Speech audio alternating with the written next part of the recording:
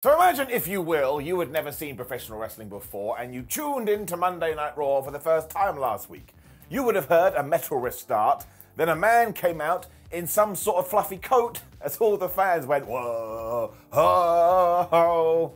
And I totally understand why you would become a fan for life too. Also, hello my friends, my name is Simon from WhatCulture, and thank you very much for joining me for another episode of Ups and Downs, where we take this finger of power and we say, yes, that was good, or we say, no, that was bad. You then say, Simon, I think you're paid off by WWE, which is the funniest thing ever, because it would mean that Vince McMahon has to ring me up on a Tuesday morning and go, hey pal, make sure you give this an up.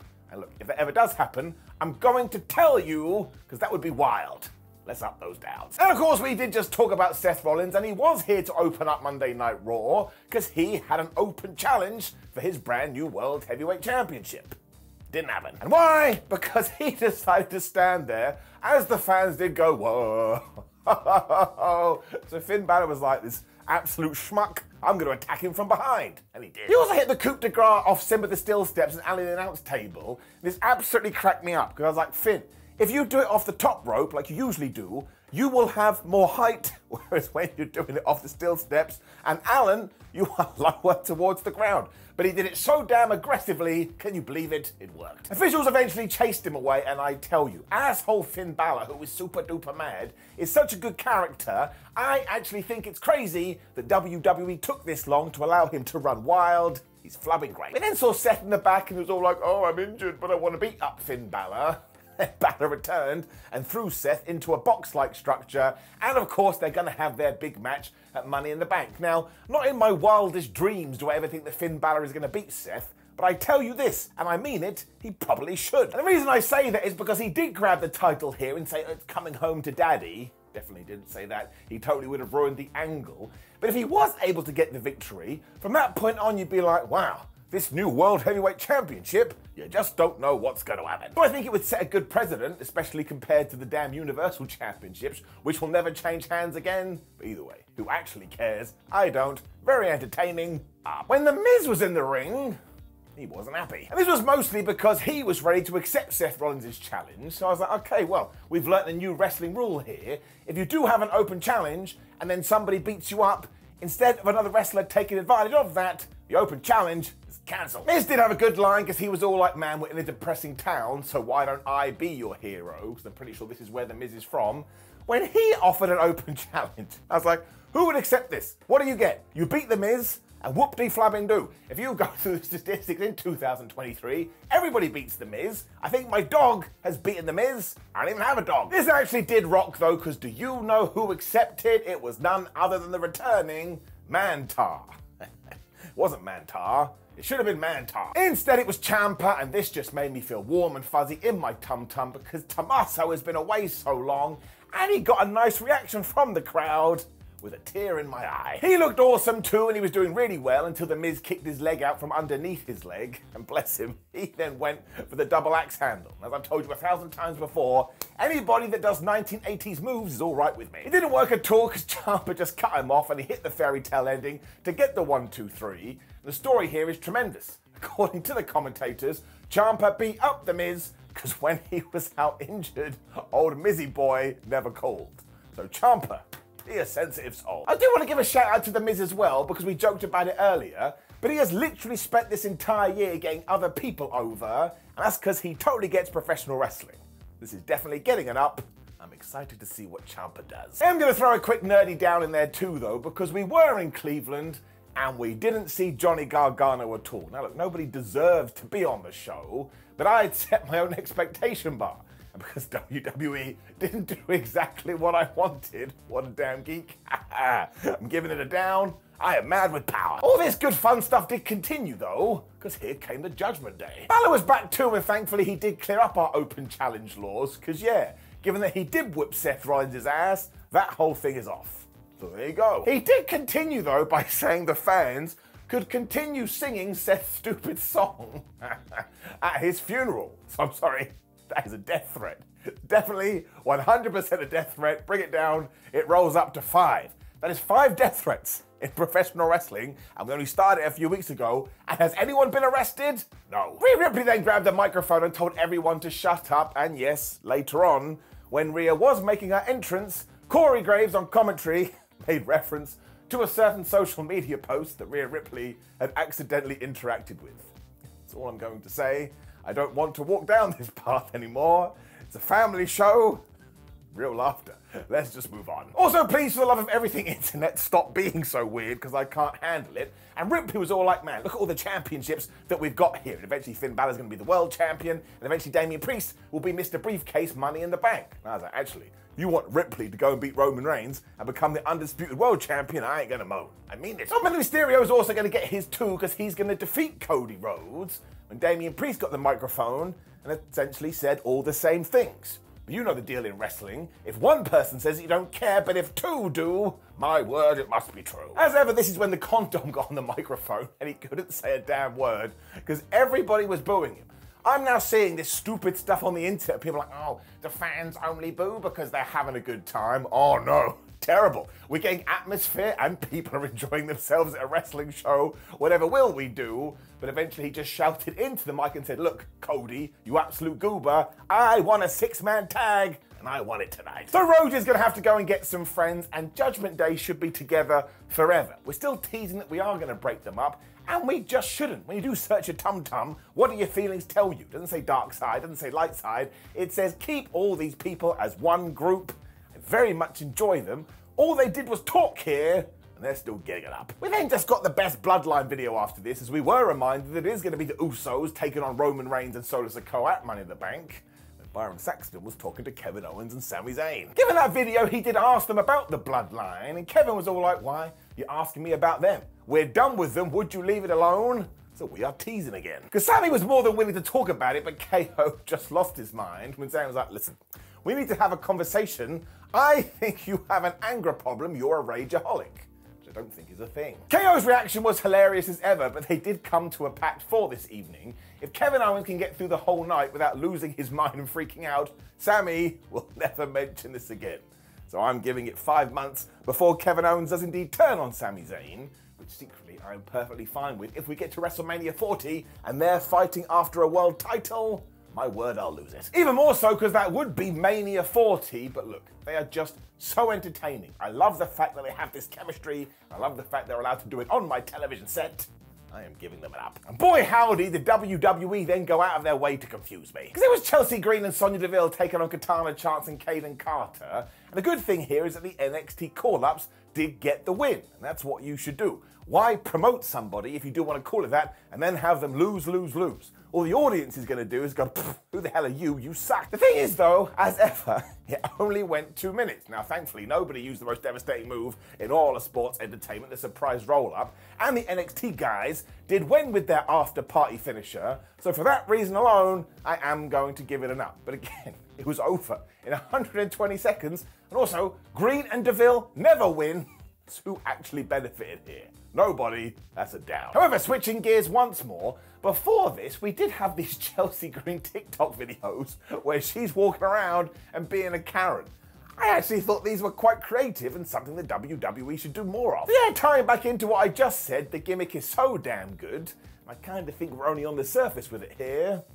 Give it an up. When Cody Rhodes decided to talk, I love him. As ever, he totally gets his roles. He was all like, oh man, the Judgment Day are really good. And maybe, just maybe, Finn Balor is going to become the World Heavyweight Champion. But Dominic, I heard your challenge. And don't worry about it. I'll go out there and find 2 buddies. So we will get back to this later because it does get damn good.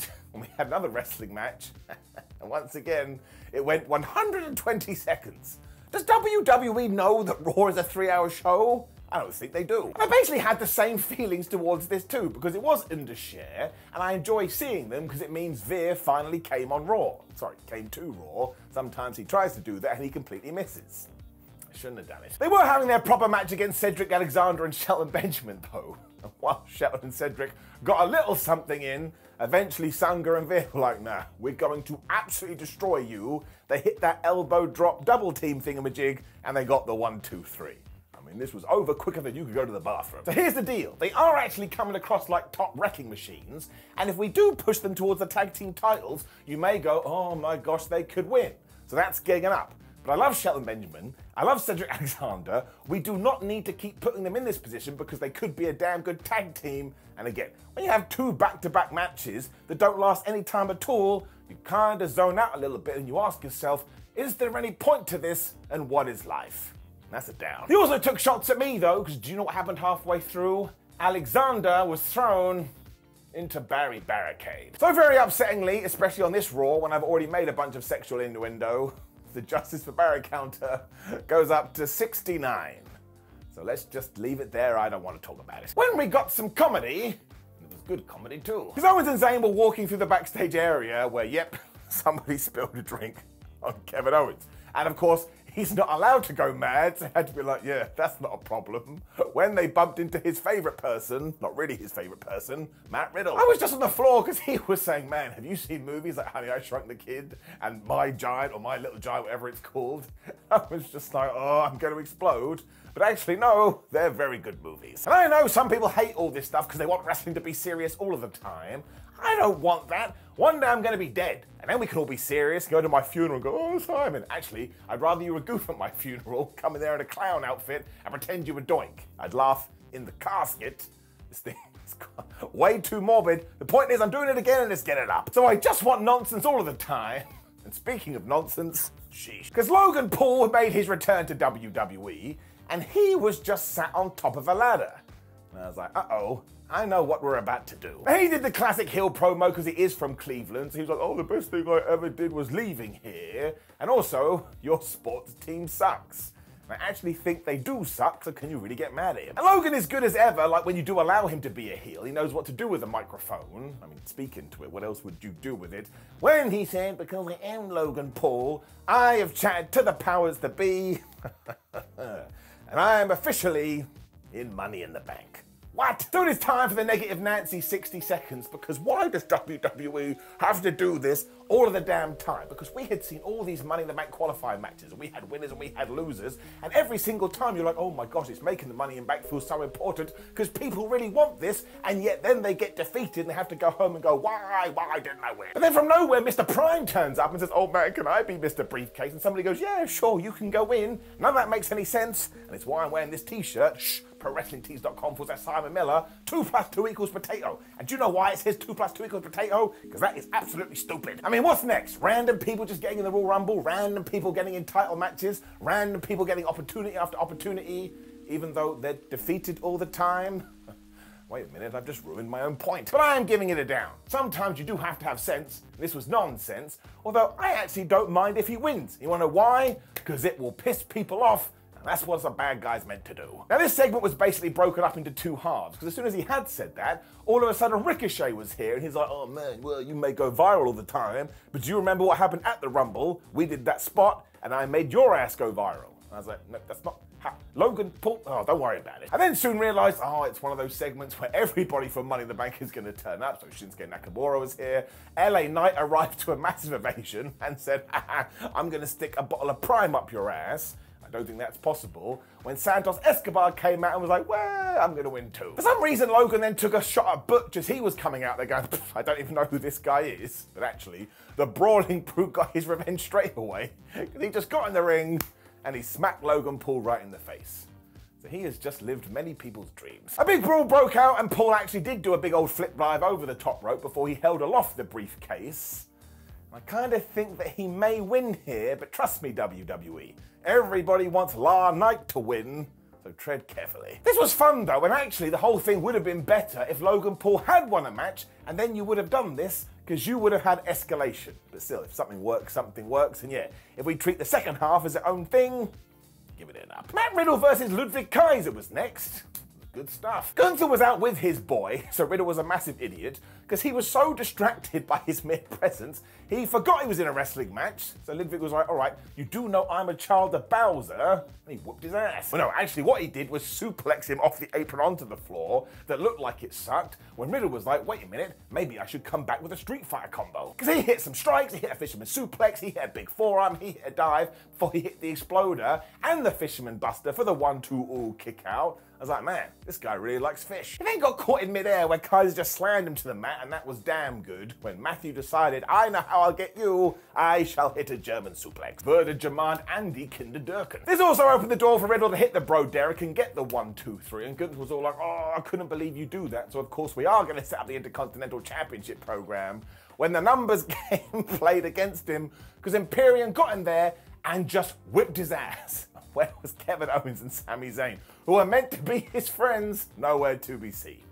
Just goes to show, you never actually know who your real buddy is. All of this was good. But seemingly Owens and Zayn do care about Imperium though, because when we did see Riddle being helped to a local medical facility, all of a sudden the tag team champions were going after Gunther and Ludwig. Because Kaiser wanted to know whether they had just seen what they had done here, and because he kept going on and on, Kevin was like, oh please, would you shut up, you're so long-winded.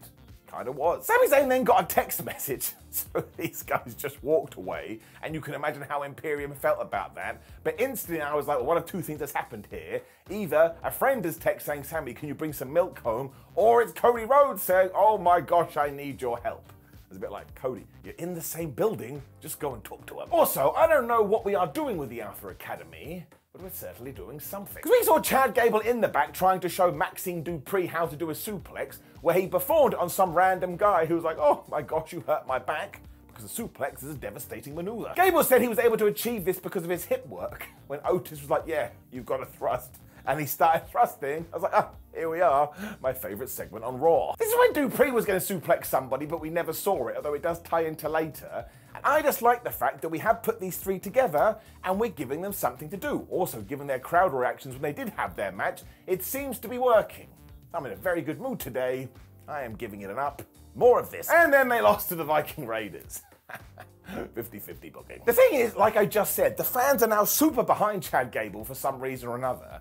I think WWE do realise this, because he started throwing Eric and Ivar around, and it was a genuine delight to see. Dupree also stopped Valhalla from interfering at one point when she hit her with the suplex, and even though this is like the most common wrestling move ever, every single person in the arena lost their damn mind. So it goes to show, if you can get the narrative right, it will work. My favourite part though is that Chad was so excited that his student had done something, he forgot he was in a wrestling match. So he got hit with this like knee to the back thing, and the Viking Raiders pinned him. So it is the dumbest win I've seen for a while. Look at my face. I'm actually smiling. Do you think I'm going to give a down when something has made me smile? No. I mean, it's incredibly shallow, but so am I. I've got no morals. Not true at all, I'm a very moral person. I'm just giving it up. Natalya was then in the back when she revealed that she's got a rematch with Rhea Ripley.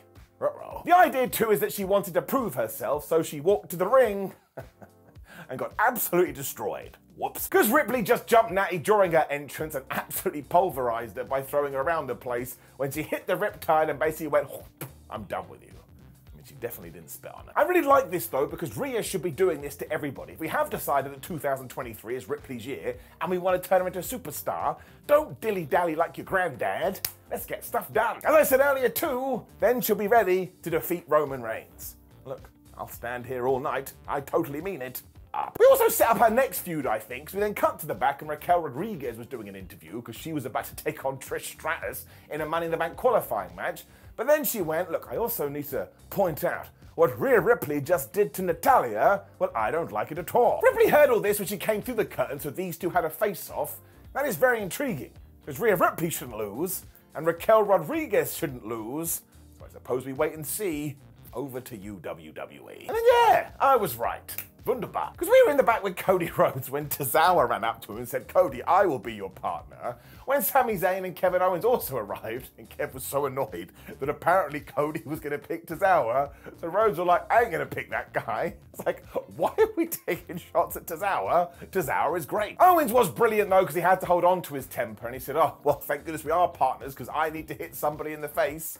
When he shouted out, let's go punch someone in the face, and he just walked off. I love the fact that Raw revolves around these two and Cody Rhodes. Makes me happy. And then yeah, we did have this fascinating encounter. Trish versus Raquel to see who was going to go after the briefcase. I mean, I should have known. Now, I was really confused, because why didn't one of these people just climb a ladder and say, oh, hi, I'm going to be in the match now, but for some crazy reason, they had to have a fight. I was like, if Trish Stratus wins here, has she ever been in a ladder match? I don't think she has. I thought this match was really good though, because my word, Stratus sold her ass off for Rodriguez, who beat the hell out of her, when all of a sudden Zoe Stark came out, because of course she's best buddies with Trish. Becky Lynch must have been watching on like Batman though, because she then ran out and she lost her mind to such a degree that not only did she beat up Zoe, but she grabbed Trish and threw her into barricade, pull it down, that is 70 assaults. But of course, you can't do that. It meant technically Stratus had won the thing and Raquel had lost. And the look on Rodriguez's face here is like, why didn't you do the dishes, Becky? You screwed me over. Now this is pure WWE silliness, but it does make sense, and now you've got all these entities in the Money in the Bank match, and actually it does make it more intriguing. So why the flub not, eh? Up. I did laugh at Lynch though so much, because not only after this she was all like, I don't understand what's happened, but she even cut a promo later saying, oh, I don't know what happened. It's like, it was you, Bex. You screwed yourself over. That is the story though, because of course now it's her, Trish Stratus and Zoe Starks. So either she's going to win, or she's going to take those two down with her. I was like, well, why don't you win and also take those two down?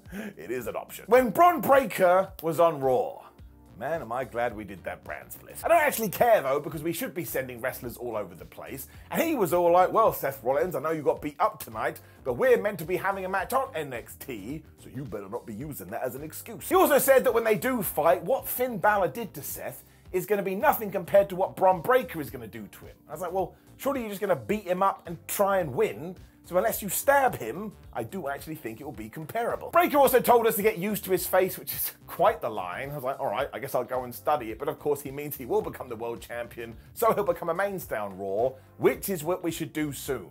He's also much better as a heel, and look, he does have mad potential. He's going to smash it up. Which brought us to Bronson Reed versus Shinsuke Nakamura. My only question I have for you is, who had Ricochet entering in the middle of this match around about 2 minutes in? You won! Now, of course, he did get involved later on, but before that, Shinsuke applied the triangle onto Reed, who went, rah, I have so much strength, and reversed it into the bomb of power. It's pretty cool. When they were fighting on the outside, and Bronson kind of grabbed Shinsuke, he threw them in the direction of Ricky, who was in a chair, but he bounced out of it and then kicked the chair with Shinsuke in it into Bronson Reed. I was like, man, that's really well done. It also meant that Reed just wrecked him, because don't get involved in my match. So of course Ricochet jumped up on the apron. Bronson threw Nakamura into him. That sent Shinsuke all like, I don't know what's going on. Bronson Reed hit the tsunami, 1, 2, 3. Shinsuke gonna be pissed. I'll also bet all of my hair that Bronson Reed does get involved in the Money in the Bank match, because of course Shinsuke and Ricochet are in that. I just like the fact that we've taken these three guys and we have put them in sort of a long-term storyline. Where does it end? I do not know. Giving it an up. When Seth Rollins was in a damn local medical facility. Ship. He told us he's there to get some x-rays, but he doesn't care what the doctor says or the medical facility professional, because he will be at NXT and he is going to kick Bron Breakker's ass. Seth Rollins is really happy that he may have broken ribs. The first man to ever be jolly about that. Which brought us to our main event, and man, this was peak WWE. It was just fun and over the top, dare I say wonderful. The fans absolutely got into it too, because it was Cody Rhodes, Kevin Owens and Sami Zayn taking on the Judgment Day. This was basically the entirety of the match. Dominic got tagged in, boo, boo, you suck. Then he tagged in because he's a coward, boo, boo, you suck for running away. And every time he had a chance to get his sheep trot in there, he tagged back in. Dominic Mysterio is the best. The crowd at one point also started to chant, Dom's a wussy, but they were not saying wussy. And all you need to know is that the USA Network had to bleep it out. So you can guess, and if you can't, let's just pretend it's wussy. It also led to Kevin Owens getting the first hot tag, and he just brutalized the condom to the delight of the audience when Finn Balor got in there. And as we know, Finn Balor is super duper mad now, so he kicked KO's ass. It also meant that we got hot tag number 2, which was for Cody Rhodes, and he hit a power slam and he hit the disaster kick onto Damian Priest, because he too was doing a Street Fighter combo. And all of a sudden, Rhea Ripley cast distraction. Damian Priest hit the big choke slam, and my word, the near fall of that, it was great. Sami then also knocked Dominic right off into Rhea Ripley's arms, and when she got on the apron, she was like, why don't you hit me, Zayn? Why don't you hit me? And he thought about it, and then he dove at her. Now, Rhea Ripley did duck, meaning he went right into Dominic instead, but if she hadn't moved, he absolutely would have murked her. The whole thing then went nuts as everybody was going after everybody else when Cody hit the Cody cutter, but just when the Dom was going to go from the 619, Sami Zayn was back, and he took his head off. He also hit the haluva kick when KO was back and gave him his stunner. And Dominic, man, who took a proper Scott Hall bump off that, and it was tremendous, when all of a sudden Cody teleported in, Damian Priest was there, he hit the crossroads, and he got the 1, 2, 3s. This is like an LA Knight on SmackDown situation. I was like, Priest is losing a lot here. Maybe he's about to become Mr. Briefcase. That is what WWE loves to do. Either way though, this was just a super main event. It was super entertaining, and there doesn't always have to be a mega big angle. Sometimes you can just sit down and have some fun. Hence why I have gone into the sitting position. I should stop this now. Up. Which brought us to the end of Monday Night Raw, and I thought it was a good old show, so I am going to give it an up. And yeah, there was nothing like, oh my gosh, Roman Reigns and the Usos, but we literally got that a few days ago, so it's okay. Also, as you are here, please do hit that video on the screen right now. It's ups and downs for AEW Collision, so you can see what I thought of that show. And you like the video, share the video, and subscribe. Leave a comment below calling me a goober. Go to WhatCulture.com, where we'll keep you up to date with the wrestling news. On social media. Of course we are, it's 2023. Simon 316, What Culture WWE. My name is Simon What Culture. Thank you very much for joining me as always. You have yourself a lovely little day. Don't glue your hand to your head like I've done. Happened many a time over the years. Goodbye.